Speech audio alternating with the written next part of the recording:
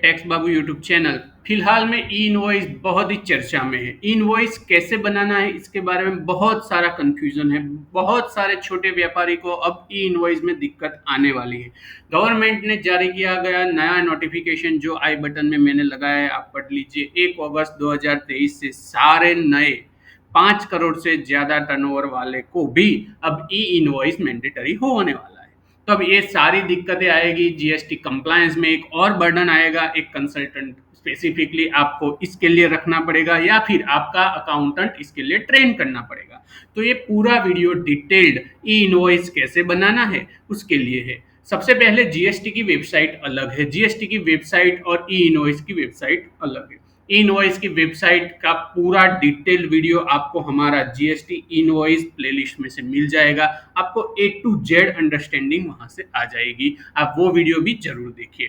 अगर अब तक आपने हमारा चैनल @टैक्स बाबू को सब्सक्राइब नहीं किया तो जरूर सब्सक्राइब कीजिए। आइए चलते हैं बेसिक डिटेल्स में और आपका सारा एफएक्यू, सारी तकलीफ, सारे सवाल आज सॉल्व करके ही रहेंगे। तो ई इनवॉइस क्या है? अगर ई इनवॉइस मुझे वॉलंटरी बनाना है तो क्या मैं बना सकता हूं? कैसे ये सब सिस्टम चालू होगी? तो जैसे हमने बात किया, ई इनवॉइस का पोर्टल अलग है। https://einvoice.gst.in ये है ई इनवॉइस का साइट। साइट पर जाना है और अपने ही same to same GST user ID password से लॉगिन करना है। हम आगे वीडियो में वो भी समझेंगे। बहुत ही सिंपल है, आप कोई भी टेंशन मत लीजिए, शांति से वीडियो को देखते रहिए। अगर मेरे को ई इनवॉइस इज नॉट अनेबल्ड तो मैं वॉलेंटरीली उसे कैसे अनेबल कर सकता हूँ, वो भी पूरी डिटेल हम ये वीडियो में समझने वाले हैं। I am not able to see the dashboard, how can I see the dashboard, वो भी हम समझने वाले।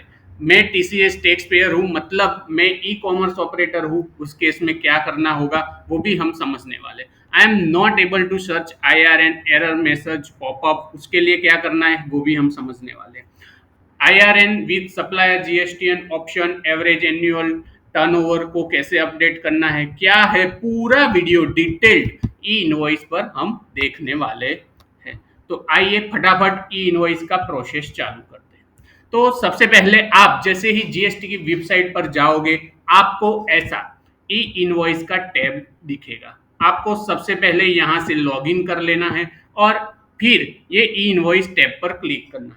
आप जैसे ही लॉगिन करने के बाद इस पर क्लिक करोगे तो डायरेक्टली आपका ई इनवॉइस साइट चालू हो जाएगा। अगर आप लॉगिन करे बिना इस पर क्लिक करोगे तो आपको लॉगिन करने के लिए पूछेगा। सेम टू सेम अपना जीएसटी आईडी पासवर्ड आपको यहाँ पे डाल देना है।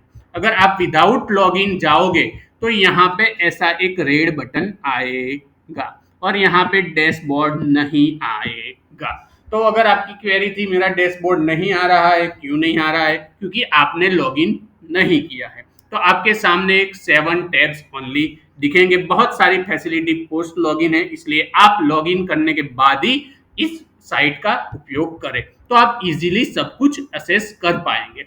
अगर आपने लॉगिन कर दिया है तो आपके पास देख लीजिए यहाँ पे डैशबोर्ड आ गया। यहाँ पे आपका अनेबल फॉर इनवॉइस में ग्रीन आइकॉन आ गया, आपका लॉक खुल गया।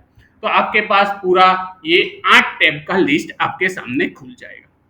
तो एक पहला क्वेश्चन आपका सॉल्व हो गया कि मैं जैसे ही जीएसटी की साइट पे आईडी पासवर्ड से लॉगिन करता हूं, same to same ID password मेरा ई इनवॉइस के लिए रहेगा। कोई एडिशनल आईडी पासवर्ड बनाने की जरूरत नहीं है। वही वेबसाइट से मैं यहाँ पे रीडायरेक्ट हो जाऊंगा। तो ये दिक्कत सॉल्व हो गई। मेरा डैशबोर्ड से सारी डिटेल्स में कैसे ट्रैक करूंगा वो डिटेल्स भी हमने यहाँ पर समझ ली।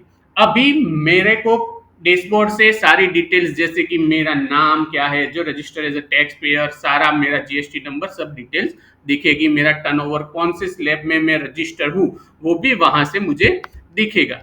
कई बार क्या होता है कि जैसे ही आप जीएसटी की साइट पर जाओगे आपका एनुअल एवरेज टर्नओवर, हाल ही की लिमिट 10 करोड़ है, 1 अगस्त के बाद 5 करोड़ होने वाली है। अगर वो 5 करोड़ से ज्यादा हो गई है तो ऑटोमेटिकली आपका अनेबल स्टेटस आ जाएगा। पर कोई कोई स्टेज में क्या होगा कि मेरा स्टेटस अनेबल नहीं हो रहा है, मेरा स्टेटस अनेबल नहीं हो रहा है, तो उस केस में मुझे क्या करना है? तो आपको simply enable through self declaration option को सिलेक्ट करना है। सही बात है, पर उसको हम कैसे असेस कर पाएंगे? तो आप जैसे ही enable through self declaration form मतलब e invoice enable status check करने जाओगे, वहां पे अगर आपका नहीं आ रहा है तो आप ये ऑप्शन के साथ आप जा सकते हो और आप अपना वहां से क्लिक करने के बाद आप अपने आप वॉलंटरीली भी अपना ई इनवॉइस अनेबल कर सकते हो। उसके बाद आपको अग्री पूछेगा, आप अग्री कर देना, सबमिट बटन दबाते ही आपका स्टेटस अनेबल हो जाएगा। अभी मुझे कोई इनवॉइस रेफरेंस नंबर ट्रैक करना है, तो हम कैसे चेक करें, वो कैसे हमको मिलेगा?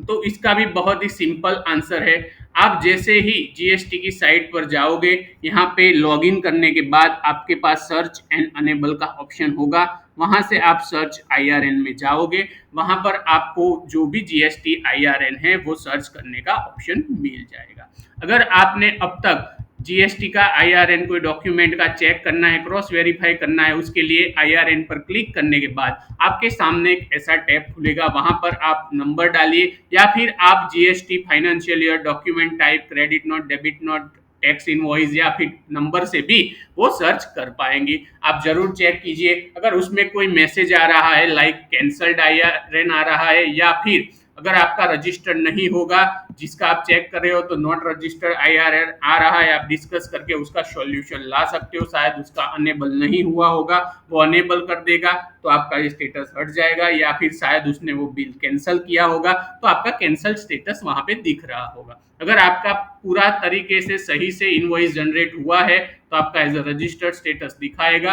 और ऐसे ग्रीन टैब में आपके सामने डिटेल्स खुल जाएगी।